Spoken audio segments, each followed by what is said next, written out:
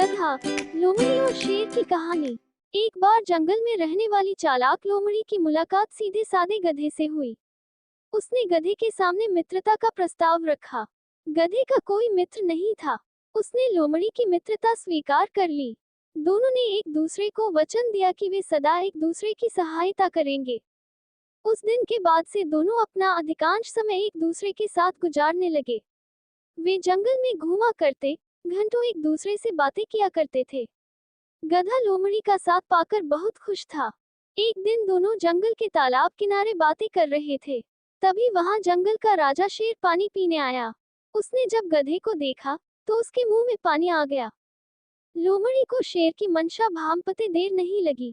वह सोचने लगी कि क्यों न शेर से एक समझौता किया जाए। मैं उसे गधे को मारने में सहायता करूंगी। इस तरह मेरे भोजन की भी व्यवस्था हो जाएगी। वह शेर के पास गई और मधुर स्वर में बोली, वनराज, यदि आप उस गधे का मांस खाना चाहते हैं, तो आपकी सहायता कर सकती हूँ। बस आप मुझे वचन दें कि आप मुझे कोई नुकसान नहीं पहुँचाएंगे और थोड़ा मांस मुझे भी दे देंगे। शेर भला सामने से आ रहे प्रस्ताव को क्यों अस्वीकार करता। वह मान गया। अगले दिन योजना अनुसार लोमड़ी गधे को भोजन ढूंढने के बहाने जंगल में एक ऐसे स्थान पर ले गई जहाँ एक गहरा गड्ढा था।